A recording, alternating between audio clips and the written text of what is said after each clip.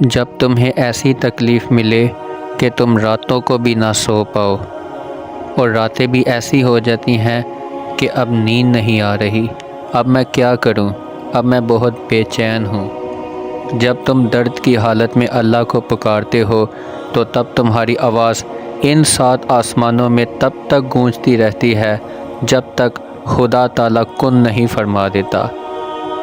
اللہ تو کہتا ہے تم مجھے پکارو، میں تمہیں تمہاری پکار کا جواب دوں گا، اور پھر وہ یہ بھی فرماتا ہے یقیناً وہ کبھی اپنا وعدہ نہیں توڑتا، اور وہ تمہارے مقدر کو بدلنے کی گنجائش تب تک رکھتا ہے جب تک تمہاری دعائیں اس کی چوکھٹ پر کھڑی رہتی ہیں۔ تم دعا کرتے ہوئے معجزوں کا یقین رکھو، پھر دیکھو دعا ختم ہوتے ہی اللہ تم پر اپنا کرم کرے گا۔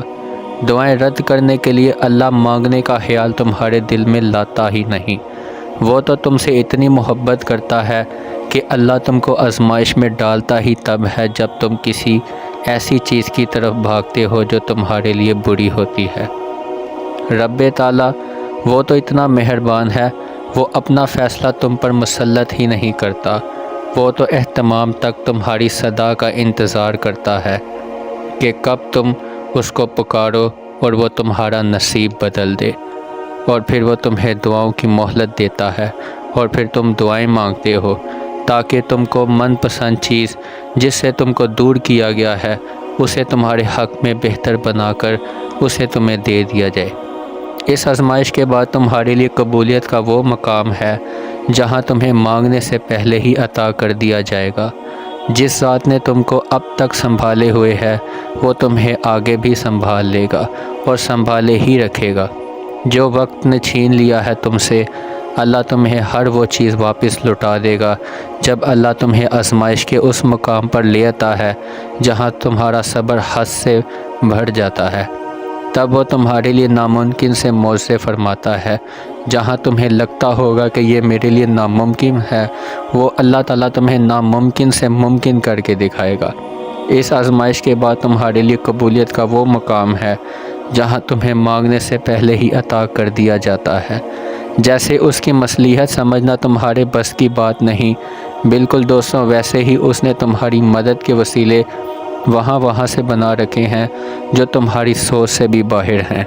یقین رکھو اللہ کی تعبیریں ہمارے دیکھے ہوئے خوابوں سے بھی زیادہ بہتر ہوتی ہیں۔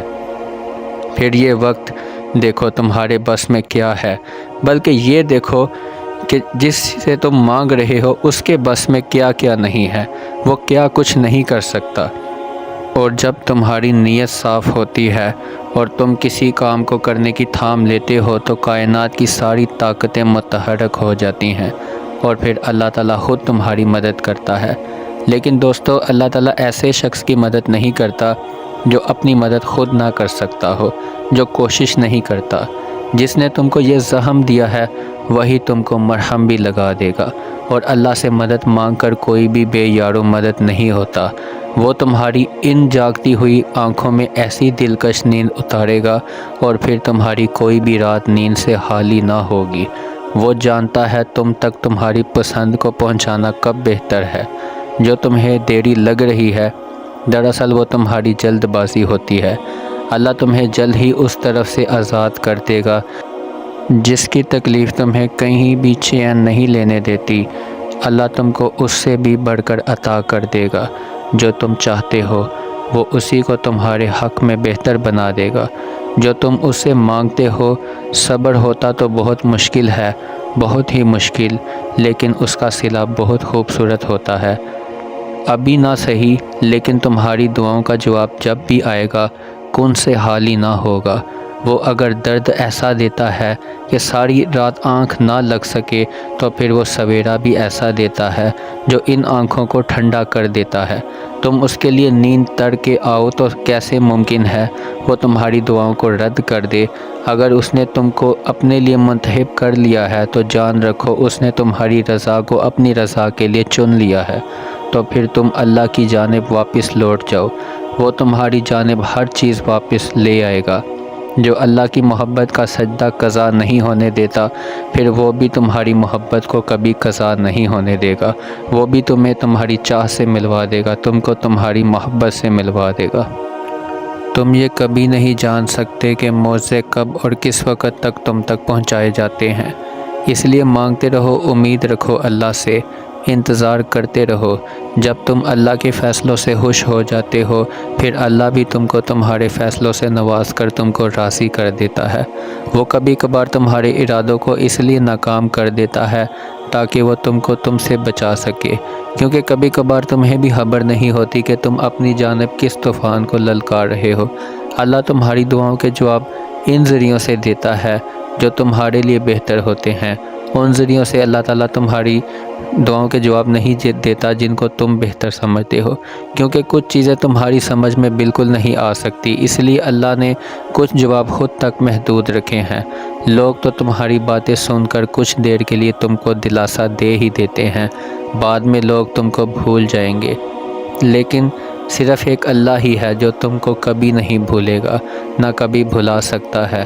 جو راستہ تم نے سوچ رکھا ہے، جو راستے تم نے سوچے ہیں، ان تک پہنچنا ناممکن نہیں ہے، بس تمہارے سوچے ہوئے راستے سے الگ ہیں۔ تم لوگوں کو تو اپنی بے بسی دکھاتے ہو، وہ کچھ دن دلاسا دے کر تھک جاتے ہیں، لیکن ایک اللہ ہے جسے تم جتنی بار اپنی بے بسی کا رونا سناؤ گے، وہ اتنی ہی بار تم کو سنے گا۔ اس لیے صبر رکھو اور اس یقین کے ساتھ صبر رکھو کہ اللہ تمہارے لیے ہمیشہ کے لیے کن کے دروازے کھول دے گا۔ تمہارا درد صرف وہی جانتا ہے جو تمہارا دوست بھی ہے۔ اس زندگی میں اس بات سے کبھی مایوس نہ ہونا کہ اس دنیا میں تمہارا کوئی دوست نہیں، بلکہ ہمیشہ اس بات سے خوش ہونا کہ دنیا کا مالک تمہارا سب سے اچھا دوست ہے، اور وہی تمہارا سب سے بڑا دوست ہے جو تمہارا رب بھی ہے۔ تو پھر اس بات سے پریشان نہ ہو کہ تمہارا مستقبل کب بدلے گا، بلکہ اس بات سے خوش ہونا کہ جو تمہارا رب ہے وہ ایک لمحے میں تمہارا مستقبل بھی بدل سکتا ہے۔ جس سے تم مایوس ہو گئے ہو، کیا پتہ وہی تمہاری بہتری ہو، یہ بھی تو ہو سکتا ہے تمہاری آخری دعا سے ہی تمہارا نصیب جڑا ہو۔ جو دعا تم نے تھک کر چھوڑ دی، تو پھر مانگو ہر وہ چیز جو تمہاری نظر میں ناممکن ہے۔ جس کو تم ناممکن سمجھتے ہو، پھر وہ تم پر اپنا ایسا کرم کرے گا کہ ناممکن بھی ممکن ہو جائے گا۔ یہ اللہ پاک کی تقسیم ہوتی ہے کہ کچھ لوگوں کو وہ بہت جلد عطا کر دیتا ہے اور کچھ لوگوں کو اللہ بار بار سننا پسند کرتا ہے، جیسے اللہ تعالیٰ تم کو پسند کرتا ہے، تمہارا مانگنا پسند کرتا ہے۔ اسی لیے تو تمہاری دعاؤں میں دیر ہوتی ہے۔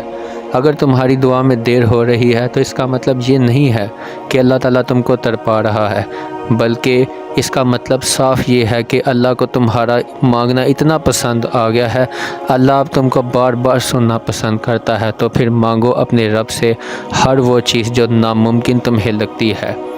کچھ چیزیں ایسی بھی ہوتی ہیں جو تمہاری دعا مانگنے سے پہلے تمہارے مقدر میں آ چکی ہوتی ہیں، لیکن وہ چیزیں تم کو اس لیے میسر نہیں ہوتی کیونکہ تم دعا نہیں مانگتے۔